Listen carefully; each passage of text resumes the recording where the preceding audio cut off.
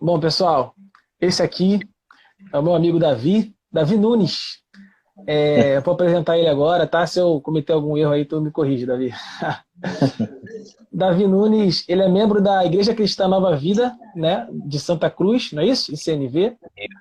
Ele é graduando em Ciência da Computação na UERJ, no mesmo andar que eu. As exatas E ele é lá. líder de exatas, isso aí. Ele é líder aí do GEAD, que durante aí nossa conversa ele vai explicar melhor o que é. Davi, é um prazer aí ter você conosco. Quero agradecer aí em nome da Igreja Batista Central em Duque de Caxias pela sua participação, que Deus possa estar te abençoando. Tranquilo? É uma honra estar aqui, meu amigo. Prazer é meu. O Davi também, ele tem um canal no YouTube, não é isso? Fala um pouco sobre o seu canal, Davi. Isso. Então, eu amo tudo que envolve evangelismo. E esse canal, que se chama Paradigma dos Mensageiros de Deus, ou Paradigma MD, ele está ligado nesse propósito. A proposta dele é de ser um incentivo ao evangelismo, seja digital, seja pessoal. É uma forma de transmitir a mensagem, tanto de incentivo para aqueles que creiam possam compartilhar a mensagem, tanto também um canal para compartilhar o evangelho de forma pura e simples com aqueles que ainda não creem nessa verdade. Então, podem seguir lá se quiserem depois. Paradigma MDD. Paradigma MDD. Aí, se vocês quiserem, depois vão lá conferir o canal dele e se inscrever. Então vamos começar. Vai falar sobre o cristão e a universidade. E a primeira pergunta que eu quero te fazer, Davi, é o seguinte: como o cristão ele pode ser luz na universidade? É possível? Ótima pergunta, meu amigo. Ser luz na universidade. Eu poderia responder essa pergunta com uma outra. Aonde é que nós devemos ser luz? Né? Porque, às vezes, quando se tem essa questão da universidade, as pessoas tendem a olhar ela com um olhar diferente de todo mundo, né? Tipo, tem a universidade, na hora que ela de medo, e a universidade faz parte do mundo, né? Como todas as outras coisas nas quais a gente convive. E quando a gente lembra do nosso chamado como cristãos, do ID, ando até com a blusa aqui, ID por todo mundo, esse ID inclui trabalho, inclui escola, inclui a universidade. Então, primeiramente, não ser luz na universidade tem a ver com esse entendimento de que a universidade faz parte do nosso campo, né, do nosso campo missionário. Então, entender isso já nos dá o norte. Agora, uma vez que a gente entenda que a universidade faz parte do nosso campo, como cristãos, como mensageiros de Deus, a gente sabe que, de acordo com o campo, embora a mensagem seja a mesma, a gente vai ter que ter a sabedoria, né, e a desenvoltura do ambiente. E na universidade, ser luz começa com esse entendimento, que faz parte do mundo, sim. E agora, o como eu vou fazer isso na prática tem a ver com o entendimento do contexto no qual estou. Por exemplo, questões de evangelismo, que é algo que a gente vai comentar daqui a pouco.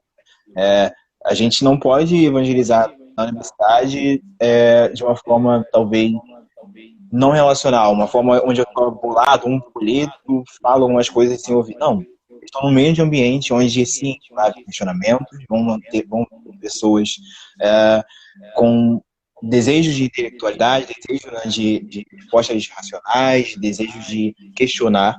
Então, eu tenho que entender que ter luz na universidade vai incluir o diálogo, vai incluir o relacional, vai incluir o falar e o ouvir, entende? Então, é um amadurecer, é um evangelismo como a gente deve fazer em qualquer lugar, a mesma palavra. Mas agora, tendo a sabedoria e o entendimento do local no qual eu estou. Então, acho que esses Muito dois legal. pontos criariam isso. Muito bom, muito bom. Muitas pessoas elas adentram, né, a universidade e muitas vezes elas se sentem sozinhas, né, lá dentro desse meio, né. E isso o que ela muitas vezes não sabe é que existem, né, em algumas universidades movimentos cristãos, né, outros cristãos, né. E na UERJ a gente vive muito isso, né. Temos uma pluralidade de movimentos cristãos, né. Eu queria que você falasse, né, sobre esses movimentos cristãos e o que é o GEAD, né, a qual você aí lidera lá na UERJ. Isso. Então, é interessante, né? Mesmo com esse entendimento de que a universidade ela é o nosso campo, né? Ela pode ser um campo para a gente levar a luz. A gente se vê nesse dilema. Caramba, eu posso ser alguém que até entende isso, mas como fazer isso, né? A gente se sente só. Chega lá e vi com aquelas informações de terceiros, do tipo, lá não tem cristão, lá é só um lugar para perder a fé. Isso assusta. Então, a gente pode ter esse medo inicial, caramba, como vou ficar lá? Só que aí vem esse gancho. Os movimentos cristãos universitários, o que eles são? São justamente um conjunto de pessoas que têm esse entendimento de que a universidade faz parte do nosso ID e que lá estão dispostas a levar essa mensagem e acolher outros que também estão querendo, que estão entrando, né, para levar essa mensagem lá, que estão entrando na universidade com fé, para que esses que tenham não percam. Então existem sim movimentos cristãos universitários. Na UERJ, como você bem disse, graças a Deus a gente tem uma pluralidade. Temos, não vou citar todos aqui, senão eu vou esquecer o nome. A gente tem, por exemplo, a CRU, a gente tem Dunamis, tem a ABU, existe o Conexão, tem um movimento novo lá que se chama Ágape, né? Entre alguns outros tipos de reuniões e encontros. E o que acontece? Cada um desses movimentos cristãos, todos que são os sérios, que estão na mesma essência da mensagem do Evangelho, têm formas diferentes na sua postura, na sua proposta, vamos dizer assim, né? Embora tenha a mesma essência. Por exemplo, pode ter um movimento que é mais focado em estudo, pega conteúdos acadêmicos e faz estudos com a nossa cosmovisão cristã sobre eles, para mostrar a razão da fé, né? Existem outros movimentos que têm um viés de acolher, né? De fazer momentos de reunião, acolher as pessoas, entende? Assim como tem outros que têm um viés evangelístico e por aí vai. A diferença é na proposta, embora com a mesma essência. E todos, de alguma forma, devem cumprir o ID. Senão não é um movimento. Né? O movimento deve estar se movimentando. E o que acontece com todos esses que estão na mesma essência, né? Que são realmente cristãos, que estão nesse puro evangelho que nós cremos, lá na UERJ, nós conseguimos fazer algo que, na verdade, não é novo, mas que faz falta, porque embora existam muitos grupos cristãos, muitas vezes esses grupos e movimentos não dialogam entre si. Lá na UERJ a gente conseguiu fazer não uma união como se fosse tudo uma coisa só, mas um diálogo entre esses movimentos, para que eles possam atuar de forma conjunta em algumas ações, como, por exemplo, recepção de calouros, ações de Setembro Amarelo, que é uma campanha de prevenção ao suicídio, enfim, para que a gente possa trabalhar junto e se unir enquanto corpo de Cristo.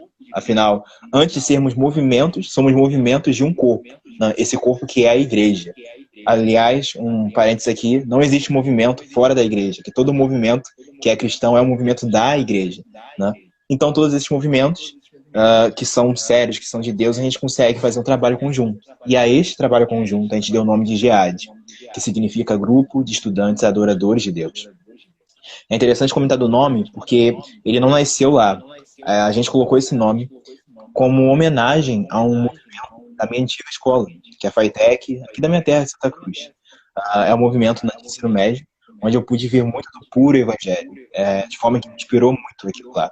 Então, ao ir para a universidade, fazer esse trabalho, a gente decidiu colocar esse nome como homenagem, como uma forma de dizer que a essência do puro evangelho é aquilo que ia nos nortear. Enquanto a gente está na mesma essência, todos os movimentos, ainda com uma forma diferente, ainda que um seja um pouco mais agitado, o outro não tanto, todos que estão na mesma essência do evangelho podem trabalhar juntos. Então, a isto nós chamamos de GEAD, né? A esse conjunto de pessoas, de movimentos, de pessoas diferentes, mas que estão na mesma essência, né? Serem cristãos na universidade. Muito legal. Você falando aí, me veio uma situação na minha cabeça. Eu queria que você comentasse um pouco sobre essa situação. Eu conheço muitas pessoas, né, que vão para a faculdade, inclusive na UERJ, conheço pessoas cristãs que foram para a UERJ e não se interessaram em participar desses movimentos, né? Eu queria que você falasse um pouco da importância, né, das pessoas ali estarem junto com outros cristãos na faculdade, não usarem a faculdade somente como como posso dizer, um local ali de chegar lá e estudar e ir embora, entendeu? Que a faculdade é mais do que isso, né? E estar junto ali com outras pessoas da mesma fé, no movimento ali com propostas ali bem definidas. Eu queria que tu falasse um pouco da importância, né, dessas pessoas estarem junto aí, participando desses movimentos aí na sua faculdade. Muito boa pergunta, amigo. Eu acho que tem talvez dois pontos, né? Poderia ter até mais, mas tem dois fatores ou dois tipos de mentalidade que podem atrapalhar esse não envolvimento. O primeiro deles é essa divisão do lado sagrado. Certamente a gente vai comentar um pouco mais ao longo da live, mas essa divisão, né, que é prejudicial em muitas coisas, entre elas a universidade. Essa coisa de colocar, não, minha vida profissional no escopo, né? Eu, enquanto profissional, sou aqui, eu, enquanto religioso, estou em outra caixinha. E aí eu separo. Na hora da minha profissão, na hora do meu estudo, eu não sou mais o meu eu cristão, né? E aí só sou o meu eu cristão na minha igreja local, o que é perigoso, porque nós somos um ser integral, nós não podemos se dividir. Então, uma das coisas que atrapalha ao não envolvimento é justamente essa visão. Não, eu estou indo lá apenas para estudar, como se eu pudesse me dissociar, como se a minha fé não fizesse parte da minha vida acadêmica. Então me desassocio, eu vou para lá falando, não, vou aqui para só para estudar, só para exercer esse meu eu. Mas esse é o primeiro plano, porque nós não podemos nos dividir, somos um ser integral. Um ciclo social, espiritual. A espiritualidade, gente, faz parte de nós. Seja o professor, seja a pessoa que está lá na pesquisa, todo mundo de alguma forma, sendo a mesma pessoa, apenas em lugares diferentes, mas é a mesma pessoa. Então, cuidado com isso, com esse engano do sagrado. Vamos chamar para sermos integralmente, né, para Deus, todos. Um outro, talvez para dificultar, anda meio que junto, o não entendimento do que são esses movimentos. O que é o não entendimento do que são esses movimentos, de como exercer a nossa missão lá, vai ser prejudicial. Já aconteceu comigo de conversar com pessoas, chamar elas para fazer parte do movimento, dar essa mensagem, né, de que nós devemos levar a mensagem até na universidade, onde estivermos. Só que algumas pessoas disseram coisas do tipo, não, já estou na minha igreja local, já tenho a minha célula, já tenho meu pequeno grupo, não preciso disso. Ora, olha só como é que é a mentalidade dela. Ela acha que o tempo que ela dedica em sua igreja local, naquele escopo, é suficiente, como se cumprisse uma cota para Deus. Só que não. Deus não quer parte do nosso tempo, como diz até uma música antiga, né? Seja meu universo. Que a gente não dê para ele só um dia apenas na semana, mas todos os dias. Então, olha que interessante, essa mentalidade de achar que já é suficiente que eu faça em minha igreja local pode afastar pessoas de querer se envolver em outros lugares, em igreja e universidade. Então, essas duas coisas eu colocaria como prejudiciais. A primeira é essa divisão do secular e do sagrado. Como se a universidade não fizesse parte da minha vida como um todo. Nós somos um ser integral. E a segunda, esse não entendimento. Esse achar que nós cumprimos uma cota de tempo com Deus, na nossa igreja local, e, portanto, não precisamos mais estar na universidade em outro local. E uma outra coisinha, só para complementar, e anda até junto com essa mentalidade de que eu já faço o suficiente, né? Na minha religiosidade, eu não preciso da universidade, o não entendimento que os movimentos estão. Algumas pessoas talvez olhem com certo preconceito, com certo medo, pensando que tem coisa política ali, não tem a ver com a fé. Só que, gente, existem os movimentos sérios. Sim, não vou mentir que talvez possam existir um ou outro que não esteja na mesma essência, mas existem sim os movimentos sérios. E como eu falei inicialmente, com esses movimentos que são sérios, que estão na essência do puro evangelho, nós podemos se envolver e trabalhar juntos. Não deixe isso ser barreira. Não tenha um preconceito. Né? Às vezes, a questão do preconceito, porque são várias pessoas de denominações diferentes, não deixe que isso te impeça. Né? Somos várias denominações, somos várias pessoas diferentes, sim, mas de um mesmo corpo, o corpo que é a igreja. Então, acho que esse seria um ponto. Muito boa a resposta. Enquanto você foi falando aí, né, eu lembrei daquele conceito teológico, né, o corandeio, né? Acho que tem tudo a ver com o que você falou, né? A gente precisa ter uma vida corandeio, né? Uma vida integralmente diante de Deus, né? Muito bom. A próxima questão, a gente vai ter que ser bem breve, porque esse ponto aí você pode ficar aí até o final da live falando se você quiser. Então você vai ter que resumir bastante aí para a gente poder prosseguir. Que são as Sim. experiências. Contar uma ou duas experiências que você já teve aí, através do GEAD, através dos movimentos cristãos, pode Uhum. contar algum tipo de ação que foi realizada, enfim. Uma ou duas experiências aí de forma bem resumida, claro, Sim. para o pessoal saber como funciona aí, mais ou menos como que o movimento cristão age, né? A gente, né? Que eu também Uhum. faço parte também. Sim. Mas é Ah, isso, vamos lá. deixa eu pensar. Talvez eu possa resumir contando justamente o que, que me levou a abraçar tanto essa causa. Primeiramente, cheguei na universidade com aqueles pensamentos, aquelas dúvidas que muitos têm, né, do tipo, rapaz, estou na universidade, será que agora minha fé vai ser atacada? Vou começar a vivenciar o Deus não está morto na vida real, coisas do tipo. Até comecei a ler um livro na época, que depois eu até vou indicar para vocês, com precaução do que reconhecimentos, enfim. Mas aí chegando lá, através de uma amiga, eu vou falar de alguns movimentos, um deles, né, que é a CRU, antigamente chamava Alfa e Ômega, que foi o primeiro, né, em que eu ingressei que eu conheci, além desses outros que eu comentei, claro. E o que, que foi importante para mim neste? Porque pelo viés evangelístico, né, que o movimento se tem, eu pude aprender a olhar a universidade como um campo missionário. E isso mudou tudo para mim. Né? Quando isso aconteceu, eu comecei a falar, caramba, estou aqui, isso aqui é o meu campo missionário, então devo sim levar a mensagem. Só que teve um ponto que aconteceu no meu primeiro ano que ajudou a incentivar ainda mais isso, a despertar ainda mais isso. Na nossa universidade, infelizmente, tem certo histórico de suicídio. Né? Tiago, meu amigo, sabe, estuda aqui. E no ano em que eu entrei, né, em 2016, aconteceu um caso. Embora não tenha sido com alguém próximo de mim, alguém que eu conhecia, o fato da notícia ter me chegado perto, né, pessoas da universidade falando, alguém se jogou lá do 11º andar, aquilo me serviu como um banho de água fria para despertar. Caramba, eu sou um cristão, eu digo que aqui é meu campo missionário. E tem pessoas aqui perdendo suas vidas. Literalmente, né, fisicamente e também espiritualmente. O que, que eu estou fazendo com isso? O que eu estou fazendo? Então aquilo me serviu para despertar algo e falar, cara, estou aqui, tenho que fazer algo. E aí, a partir daí, eu ingressei mais no movimento, nessa coisa de evangelizar lá, conversando com as pessoas. Às vezes tirava tempo vago para falar se tinha alguém no grupo livre, para poder ir pela universidade, conversar com as pessoas, evangelizar, enfim. Um aventureiro no campo acadêmico, com essa inspiração. E teve uma situação que foi muito interessante. Estávamos eu e um outro amigo meu, que se chama Thiago, que você já conhece, e a gente abordou uma pessoa. Ela era, não sei de qual curso, mas ela já tinha te formado, na verdade.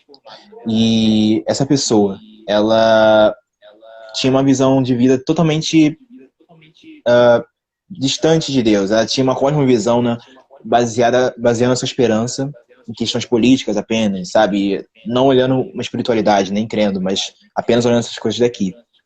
E ela não olhou com bons olhos o fato de eu estar levando uma mensagem espiritual. Aliás, nesse primeiro momento eu estava sozinho. Eu estava ainda com o meu amigo Thiago, estava sozinho conversando com ela. E ela até disse uma seguinte frase: poxa, você fez esses movimentos aí, eu nem sabia que isso tinha. No dia que começar a ter movimentos cristãos na universidade, é o dia que essa universidade vai morrer, ela disse. Na época eu não tinha resposta. Eu não tive uma resposta. Né? Continuei diálogo, continuei falando da esperança, porque eu não queria levar nada para a questão política. Ela querendo puxar para esse lado, mas eu não. E simplesmente, né, nos encontramos. E o interessante é que no dia seguinte, aí sim, já com meu amigo Thiago, que fazia parte do movimento, a gente conheceu uma outra pessoa. Ele era um funcionário, se não me engano. E ele também não era cristão, ele era agnóstico. A diferença é que ele, ao ouvir nós, levando uma mensagem de esperança, que é a mensagem de Cristo, falando de Deus, mesmo ele não crendo, né, mesmo tendo a dúvida por ser um agnóstico, ele incentivou. Ele falou, cara, muito bom que vocês estão fazendo, esse lugar precisa disso. Continue, eu super apoio. Ele, inclusive, é interessante, ele deu uns artigos pra gente ler, falando da historicidade de Jesus, querendo nos ajudar a ter argumento. Curioso isso. Então, esse acontecimento foi um fato muito interessante.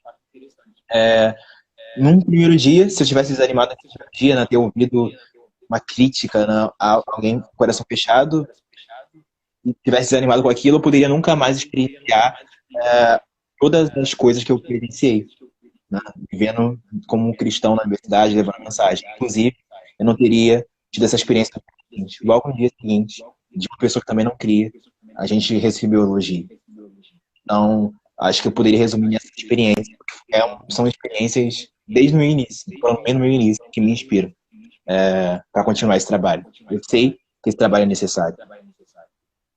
Muito legal. A Ellen, que também participa do movimento, né, contribuiu aqui, colocou que ela aprendeu muitas coisas, né, principalmente sobre evangelismo, que ela desenvolveu nos movimentos, né. Isso tudo foi muito enriquecedor no ministério pessoal na igreja local dela. Muito legal. Então vamos continuar. Você entra na faculdade, né? Aí tem essa questão, né, dos movimentos cristãos que a gente está discutindo, né? Mas tem um outro lado também que é muito complicado, que é o dos estudos, né?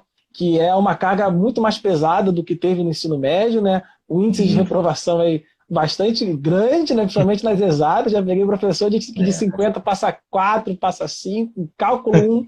Mesmo a turma, quando eu entrei no primeiro período, era 50, só passaram 5. Então, assim, é um índice de reprovação muito grande, muitas listas de exercícios difíceis, enfim.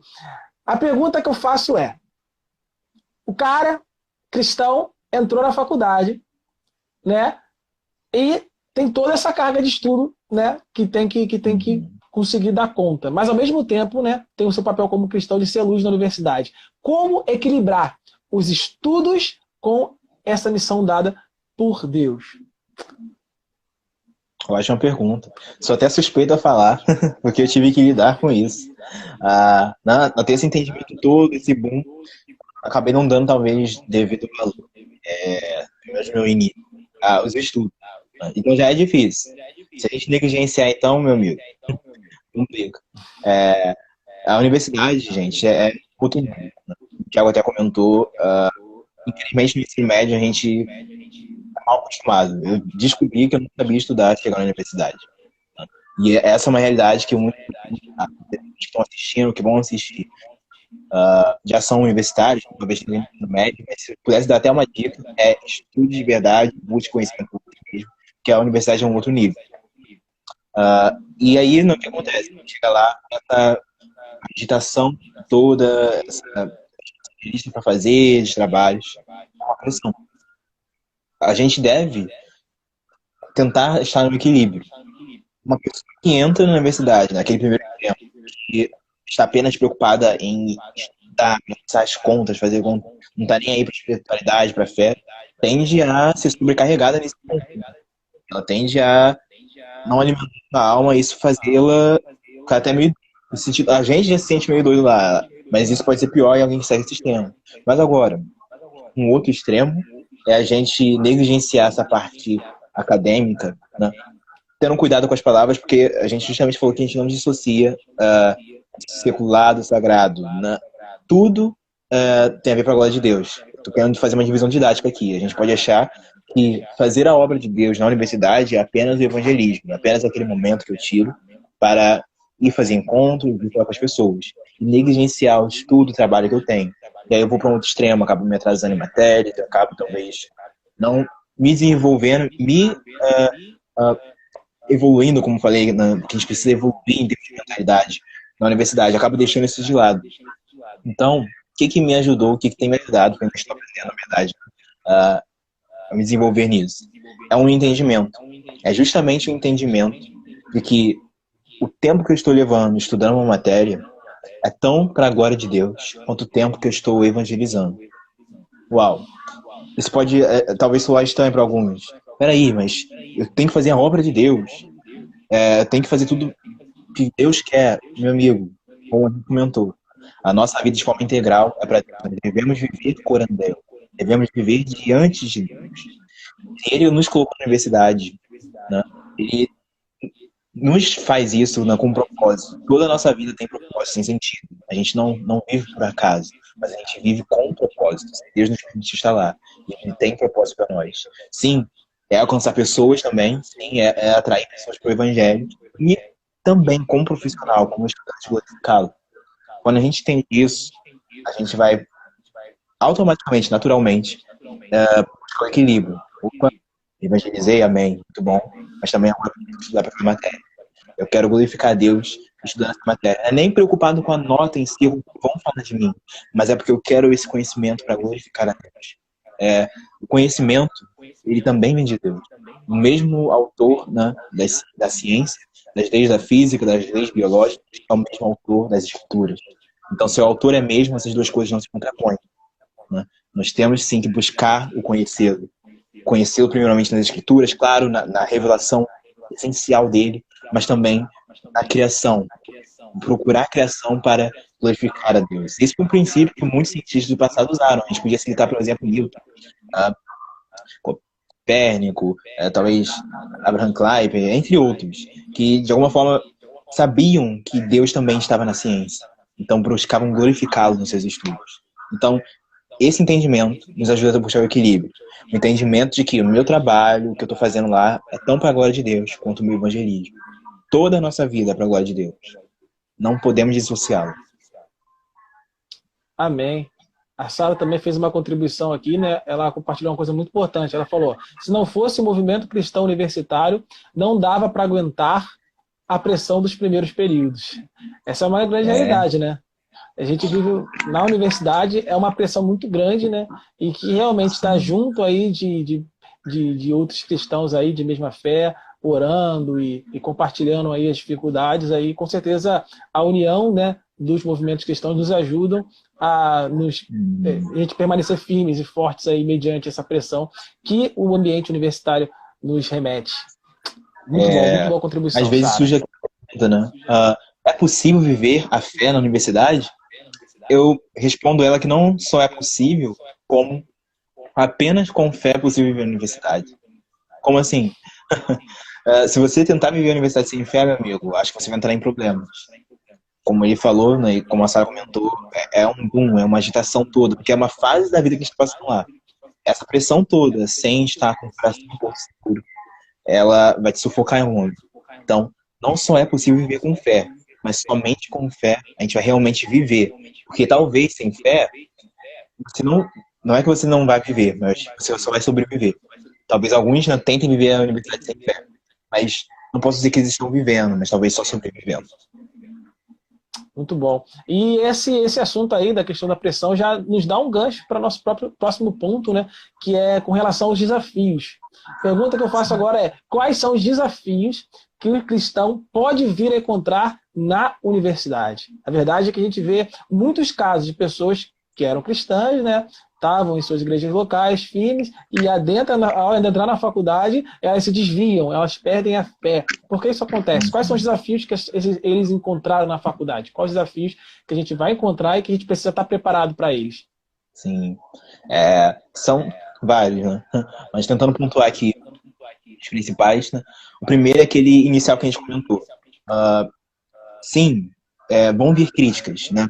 Como a gente comentou bem no início da nossa live aqui, não podemos ser, talvez, ingênuos em falar que não vão haver críticas à fé, que não vai haver, talvez, certos debates, principalmente de acordo com, dependendo do curso da pessoa, tem cursos que são mais assíduos na espiritualidade, a fé, outros nem tanto de forma direta, né? Mas alguns são mais. Então, sim, gente, vai haver essas críticas. Mas agora, costumo dizer que alguém que perde a fé diante dessas questões acadêmicas e tudo isso, perde porque a nossa fé não é verdadeira. Porque existem muitos cientistas que são cristãos, existem desde doutores até pessoas simples, e todas têm a fé e o mesmo fundamento nesse Deus. Então, não é questão de intelectualidade, mas a questão do fundamento de cada um. Eu costumo dizer que alguém que vai para a fé acaba perdendo diante dessas questões, não é porque a nossa fé não é verdadeira, mas porque essa pessoa não estava com a sua fé fundamentada. E aí, um ponto, a gente comentou que a universidade, ela nos induz a evoluir, né? Evoluir intelectualmente, né, enquanto pessoas acadêmicas, pessoas com nossa profissão, mas também nos induz a evoluir até mesmo espiritualmente. Por quê? Se a gente entrar lá com uma mentalidade espiritual infantil, dificilmente essa mentalidade vai ser sustentada. O que eu quero dizer com uma mentalidade espiritual infantil? Por exemplo, crer apenas por conta de papai e mamãe. É aquela pessoa que até diz crer, mas na verdade só frequenta a igreja local, sua congregação. Ela em si não busca conhecer, não busca fundamento, não lê as escrituras por si mesmo. Cara, dificilmente essa fé vai sobreviver. Porque é uma fé que, no fundo, já está morrendo. E aí, quando chega na universidade, essa morte espiritual é só uma coroa, é só o topo de é só uma cereja de um bolo que já vinha sendo construído. E muitos vão acusar a própria universidade dizendo, é a universidade que matou a fé. Mas talvez aquela fé da pessoa já estivesse morrendo. E a universidade serve apenas como um coroar disso. Poxa, a pessoa já não está com a sua espiritualidade firme. E agora ela tem críticas para alimentar esse fundamento. Sem contar que nós temos uma batalha constante com o nosso eu, com o nosso pecado. Nosso velho eu que pode querer motivos para não crer. Nós somos muito complexos. E o nosso velho eu ele pode querer argumentos de uma bandeira, de alguma coisa, justamente como uma desculpa para deixar a nossa fé. Talvez nosso coração já esteja tão em certas bandeiras, seja ideológicas, seja políticas, ou tão distante de Deus, e quando ela vê argumentos que sustentam isso, o nosso coração pecaminoso vai desejar ceder a eles. Então, esse é um primeiro desafio, é o fundamento, gente. Sabe, isso é para qualquer cristão, seja na universidade ou não. Nós não podemos ser crianças espirituais. Sabe, a salvação é feita pela graça, sim, mas uma vez que nós somos filhos, né, como bebês nas mãos do Pai, nós temos que amadurecer. Deus nos chama para sermos filhos maduros, como diz Efésios, até que todos cheguemos à estatura de Cristo Jesus. Então, meus amigos, não fiquemos infantis espiritualmente. Busque conhecimento. Não olhe com maus olhos a teologia. Né? A teologia feita curandel, a teologia feita de uma forma saudável, ela é essencial. É esse conhecer de Deus. Existem argumentos para a exigência de Deus, existem argumentos para falar dos motivos que nós temos para crer. Nós temos que buscá-los, e buscar principalmente por conta da intimidade, que a gente de fato conhece Deus. Esse é um dos pontos. Mas pode ser que a pessoa não perca a sua fé, seja alguém até sincero já, só que ela vai se ver com um outro dilema, né? Que é o seu tempo. De repente ela está numa outra rotina, uma rotina universitária, não vai deixá-la mais ir no culto, né, no meio da semana da sua igreja local, não vai deixá-la mais, talvez, dedicar às suas reuniões de oração, enfim, isso pode prejudicá-la, fazer ela se sentir não dando tempo devido a Deus. Aí entra naquilo que a gente falou, por conta dessa separação do secular do sagrado. Mas para essa, não, meu conselho desde já meu amigo, pelo estudo, é tão para a glória de Deus, quanto o tempo que a gente está dedicando à nossa igreja local, nossa comunhão. Então, não pense que Deus está se desagradando de você, porque, poxa, agora não consigo mais ir no culto do meio da semana e tudo isso. Não. Ele te colocou lá e sabe das suas dificuldades. O estudo também para a glória de Deus. Mas aí entra um ponto positivo. O fato de terem movimentos, pessoas que estão lá buscando, vão poder te ajudar a dar uma pausa nessa correria toda, assim, para alimentar, para restaurar a tua fé, para se encher. Entende? Então, olha como que faz diferença. Tá junto, saber que tem outros que estão buscando também. Então, acho que essas teriam dificuldades de pontuar. Primeiro, essas críticas, questões com sim. E depois também vem essa questão do tempo, que, aliás, é algo que todo universitário passa. Aprender a usar o tempo é tão importante quanto aprender a estudar. São duas lições que, como universitários, nós vamos ter que ter e desenvolver. Aprenda a usar o tempo, meus amigos. Aprenda. Muito bom. E a Sara fez mais uma contribuição muito boa a partir do que você falou, né? Que ela falou que é normal, né, a gente ter dúvidas, né? Mas o problema é como que a gente lida com essas dúvidas, né? Aí ela fala, né, que essas dúvidas devem nos motivar a estudar e embasar mais a nossa fé. Ou seja, as dúvidas, quando a gente tem dúvida, ela precisa nos mover para buscar mais conhecimento acerca de Deus, né? E não nos afastar de Deus. Muito bom. Outra coisa que eu observo muito na faculdade, né? Eu não sei se você gostaria de comentar sobre isso, que é sobre os convites, né? A gente vê muitas festas, né? Muita bagunça, né? Vamos dizer assim, no modo mais popular, né? E a gente é muito convidado, né? A gente às vezes está numa sala, né? E a gente acaba fazendo amizade na nossa sala e tudo mais, e às vezes a gente quer fazer parte daquele grupo de pessoas, e aquele grupo de pessoas é aquele grupo de pessoas que vai para as festas, vai para as que eles chamam de chopadas, né? E aí você fica naquele dilema, né? Porque se você não for, você vai começar a se destacar no grupo, talvez até se sentir excluído, e você talvez fique nesse dilema aí. Enfim, eu acho que, pelo menos pelo que eu vejo, uma das coisas que afastam muitas pessoas de Deus na faculdade são esses convites, essas festas, que às vezes a pessoa vai e acaba se envolvendo em práticas que de repente não são tão legais, né, aos olhos de Deus. Quer falar um pouco sobre isso? Você também vê isso? Isso anda junto com a questão do estar fundamentado, sabe? A mesma fé não fundamentada que pode fazer alguém perdê-la para questões racionais, questões intelectuais, né, melhor dizendo, de razão, é a mesma fé não fundamentada que pode fazer a pessoa ceder a esse tipo de coisa e deixar essa fé ser minada, né? Meus amigos, a gente deve lembrar do nosso fundamento, sabe? Lembrar que Cristo é suficiente. Os convites vão vir sim, né? A gente não pode também omitir, né, que não vão existir convites para festas, para sair desse tipo de coisa. Vai existir a universidade, como o nome diz, um universo. Lá vai ter de tudo. Vai ter a galera com certo viés político, vai ter a galera com outro viés. Vai ter uma galera com certas propostas, né, de bagunça, mas vai ter uma galera que vai ser mais reservada. É um mundo diverso. A gente tem que aprender até a lidar com essas diferenças, né?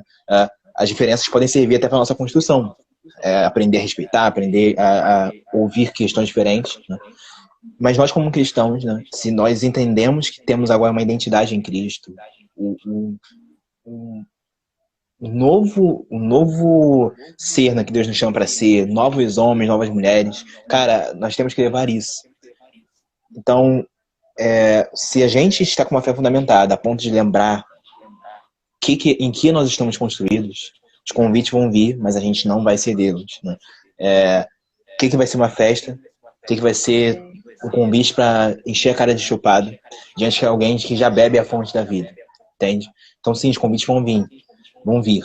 A gente não pode admitir isso. Mas a questão é, onde está teu coração? Não tente flertar com o pecado. Cada pessoa pode ter fraqueza em uma área diferente. De repente, alguém tem uma fraqueza com uma bebida, vai querer flertar com isso, mas de repente a pessoa não tem a fraqueza com a bebida, pode ser algo um cunho sexual, vai querer ceder, né, a convites para lugares, para isso. Não ceda. Fuja. Não tente tentar ser forte, porque a gente não é, né? Fuja do pecado. Se envolva com as pessoas que podem acrescentar, que podem somar, né? Então sim, vai ter a galera da bagunça, mas não vai ter só a galera da bagunça na universidade. É um universo. Então, no fundo, a gente se envolve com aquilo que a gente decidir se envolver. Decidir se envolver. Onde é que a gente decide se envolver? Tem a ver com, né, isso aqui. Muito bom. Vamos para a próxima. A gente vai ter que correr um pouquinho aí, porque o tempo já está se esgotando. O que você tem a dizer para os cristãos que não querem fazer faculdade por achar que isso irá distanciá-lo de Deus, ou que na universidade ele sofrerá lavagem cerebral, que é um pensamento muito comum aí no meio eclesiástico aí contemporâneo? Teria uma pergunta. O que Jesus disse naquela oração que ele fez aos discípulos, né? Os discípulos presentes e a nós também? Ele os disse para nos livrar do mundo? Só que não, né? Foi justamente o contrário. Ele disse: Pai, não oro para que os livre do mundo, né? Mas orou para que a gente, né, mesmo no mundo, continuasse a levar a mensagem, continuássemos a se manter na fé. Então essa é a resposta. Não é sair do mundo. Sair do mundo não é a resposta. Nós temos que ficar e sermos salvos, né? Não fomos chamados só para sermos salvos. Fomos chamados para sermos sal também. Então, para estes, eu justamente lembraria disso. Poxa, a universidade, muitas pessoas perdem a fé. Poxa, a universidade é um campo onde parece que muitas pessoas estão negligenciando a Deus. Ora, onde é que mais precisa de água, se não no deserto? São os doentes que precisam de um médico. Não foi Jesus que disse isso? Se a gente está percebendo lá, um lugar onde está com trevas, então é lá que nós devemos ir. É lá que a luz deve ir. Então, se existem essas questões, que isso não sirva, né, para nos afastar. Ao contrário, coragem. Se fundamente na fé, tenha certeza. É possível, sim, viver a fé na universidade. Nós temos o nosso amigo Thiago aqui, que é matemático. Eu faço ciência da computação. Nossa amiga Sara está fomentando aí, faz pedagogia. Enfim, é uma diversidade de áreas acadêmicas e todos nós somos seguidores de Cristo Jesus. Então, não tenha medo. A ciência não vai matar a fé, se a fé for fundamentada. Agora, tenha coragem para assumir isso e ir nesse campo. Né? Porque se a gente fosse extremo, né, só para terminar isso, se for assim, né, essa coisa de não ir para a universidade por conta de lá a pessoa poder perder a fé, então essa pessoa também não vai poder trabalhar, não vai poder mais estudar nem em escola, não vai poder sair, porque em todos esses lugares as pessoas também perdem a fé. Vão haver tentações. O que mantém é o fundamento daquela pessoa. Ela construiu a sua casa sobre a rocha, sobre a areia. Essa é a questão. Muito bom, muito bom. Muito bom mesmo. Agora a gente também vê o caso meio invertido, vamos dizer assim, né? Pessoas que vão para a faculdade, aí elas adentram no movimento cristão, só que acontece, né? No movimento cristão, ela é atuante, e na igreja local ela não é atuante. Ela meio que substitui a igreja local pelos movimentos cristãos. Talvez você tenha visto isso. Eu já vi isso acontecendo, né? Pessoas que simplesmente param de atuar em sua igreja local, né? É muito atuante na universidade dos movimentos cristãos, mas na sua igreja local elas não atuam, né? Ela substituiu, né? Tentou substituir a igreja local pelos movimentos cristãos, né? Isso pode acontecer, isso não pode? Qual é a importância do universitário estar envolvido com a igreja local? Bom ponto, amigo. Isso realmente pode acontecer, né? Chegando no movimento, a gente vai perceber um público talvez diferente, né? Uma galera jovem, uma galera animada. E isso pode entrar em contraste com nossa igreja local. Por quê? Gente, primeiro que isso vai ser natural. Quando você está entrando, né, em um grupo, em um movimento, onde tem várias pessoas que estão, de alguma forma, com a mesma proposta, com a mesma visão em algum ponto. Então, naturalmente, você vai se identificar com essas pessoas.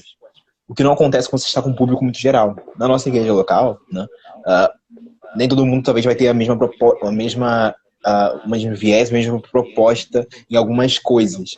Não deveria ser assim, né? A gente deveria, por exemplo, ter mesmo amor pelo evangelho e tudo isso, mas pode acontecer de não. É natural, isso é até social, porque você está num público um pouco mais geral. Então, por exemplo, eu estou lá no movimento. O movimento já tem um viés evangelístico. Então, eu sei que tem gente lá que ama o evangelismo. Mas talvez na minha congregação não seja assim. Por quê? O público da minha congregação é um público geral. Nem todos têm a mesma maturidade espiritual. Tem alguns lá que ainda não entendem o evangelismo. Tem alguns que olham com certo receio. Alguns acham, né, que só se alimentar já é suficiente. E aí o que acontece? Poxa, olha esse público e olha o público da minha universidade. Um público tão mais animado, né, tão afim. Isso pode tender a fazer eu querer envolver mais com o movimento, não com a minha igreja local. Só que não pode ser assim. Lembra do ponto que a gente tocou? Somos um ser integral. Somos lá e também somos aqui. Na verdade, o que a gente vive no movimento deveria nos inspirar a levar isso para nossas igrejas locais. Sabe? Poxa, aqui estou vendo jovens envolvidos com o evangelismo. O que falta para a juventude de onde eu congrego também ter isso? Poxa, aqui eu estou vendo pessoas com um entendimento maduro do evangelho. O que falta em minha igreja local para que isso aconteça? Entende? Essa é a estratégia que a gente deve usar. Não deixar que esse contraste nos afaste, faça a gente pensar, desanimar de nossa congregação. Né? E para aqueles talvez que nem tenham congregado, né, que é uma outra questão, podem se sentir tão abraçados no movimento e achar que aquilo é o suficiente e falar, não preciso da igreja. Só que aí a gente entra no ponto. Por que a gente gosta, né? O Thiago também entende muito disso. A gente gosta de usar a expressão igreja local. Porque a igreja, gente, é a igreja. Como a gente comentou, não existe movimento cristão que não seja da igreja. Os movimentos são mover da igreja. Entende? Então, sim, a pessoa que está lá se envolvendo, ela está se envolvendo com a igreja. Não tem como alguém amar o noivo sem amar a sua noiva, sem estar no corpo. Nós precisamos estar em igreja, nessa família, sabe? Nessa eclesia de Deus. E lá é uma parte disso, é um movimento. Mas faz parte também estar em um local fixo, se alimentando, sendo exortado, sendo edificado. Né? Que essa animação que a gente vê lá não seja estímulo para se afastarmos, né, do congregar, mas que aquilo seja que aquilo não seja um estímulo para deixarmos de congregar, mas que seja um estímulo para alimentar a congregação, para que a gente possa congregar com mais prazer. Muito bom. Vamos estar então caminhando para o final, tá, Davi? Já faltam agora poucos minutos. Vamos fazer um momento aqui, se você puder, né, indicar livros, né, que pode ajudar aí os cristãos que vão adentrar na universidade, né, que pode preparar aí a questão do embasamento teológico, né, enfim, conhecimento apologético aí para se preparar aí para adentrar nesse meio aí tão desafiador que é a universidade. Você tem algum livro aí para indicar? Então, vamos lá. Tentar ser breve aqui. O primeiro deles seria Apologéticas para Questões Difíceis da Vida. Sei que o Thiago também tem esse. É do William Lane Craig. Foi justamente o livro que eu comprei e comecei a ler quando eu passei para a universidade, naquela preocupação inicial que eu disse. E é muito bom. Trata de várias questões, né, como nomes difíceis, fala de argumento para a questão do mal, fala de questões polêmicas como sexualidade, fala de questões de aborto e dá argumentos, né, lógicos e ao mesmo tempo sensíveis. Ele não só tenta ser intelectual, mas não só racional, mas também tenta ser sensível nas respostas. Então, acho muito bom e muito didático, né, para fundamentar. Para ajudar nessa mentalidade evangelística em todos os lugares, indicaria Evangelização, que é esse livrinho aqui. Faz parte daquele ministério da série 9 Marcas. O autor é a Max Stiles. Tá? Evangelização. Como criar uma cultura contagiante de evangelismo na igreja local. Gente, esse livro inspira muito. Super indico a vocês e ajuda a gente a ter essa mentalidade de levar o evangelho a todo e qualquer momento. Um livro que pode não parecer ter muito a ver, mas que eu insisto em indicar, é esse aqui de escatologia, A Polêmica do Milênio. E por quê? Não para entrar no tema de escatológico, de debates aqui em si, mas é porque a introdução dele é muito boa para falar de argumentos para a fé. Porque ele começa falando no livro de como que pessoas, né, no que a gente chama de teologia liberal, começaram a fugir, a olhar a escatologia, por exemplo, como não algo literal, Jesus não vai voltar, é só a questão existencialista, é só metáfora. Ele faz questão de refutar isso. Eu até me assustei no início porque ele começa falando dos argumentos desses caras, mas depois ele começa a falar os contra-argumentos, começa a falar de Plantinga, entre outros. Então, indico pelo menos você ler a introdução desse livro, ler as partes iniciais dele, a parte polêmica, se você quiser ver, vê depois. Tá? Escatologia, a Polêmica do Milênio, de Millard Erickson. É um autor bem conhecido até dos batistas. Cristianismo puro e simples, clássico cristão, não poderia faltar, que fala de forma didática, né, do que a gente chama de puro e simples evangelho. C.S. Lewis é muito brilhante nisso aqui, então super indicamos, super indico para vocês. Sara até deu um comentário ali, ó, indicaria sim Reino de Ponta Cabeça. É um livro do Donald Campbell, que justamente fala como que a mentalidade de Jesus é de ponta cabeça em relação ao nosso mundo, às filosofias, não seja questões políticas, seja questões de religiosidade. A forma de pensar de Jesus não cabe em nenhum escopo humano, não cabe em nenhuma filosofia, não cabe em nenhuma ideologia dos homens. É de ponta cabeça e confronta. E por que esse livro é bom? Porque ele ajuda a quebrar esses paradigmas, né, nessa questão do onde devo viver fé. Começa a nos incentivar a viver a fé em todo lugar, né? Essa coisa do não secular e sagrado, mas em tudo, em todas as esferas da nossa vida, vivemos para a glória de Deus. Então ele ajuda nisso. E por último, a própria Bíblia. Né? Não poderia deixar de falar, gente, leiam a Bíblia. Como diz Douglas Gonçalves, do Jesuscope, que é um cara que eu admiro muito, ele diz, visite muitos livros, mas more na Bíblia. Né? Então, lembre desse livro aqui. Seja qual for a capa, a versão que você use, eu gosto dessa aqui, né? Parece diferente, mas se apegue nesse livro, more nesse livro. Né? Livros sempre vão ser escritos, como disse Salomão, mas a palavra de Deus, gente, ela é constante, ela é aquilo que alimenta a nossa alma. E este livro é sobre Jesus.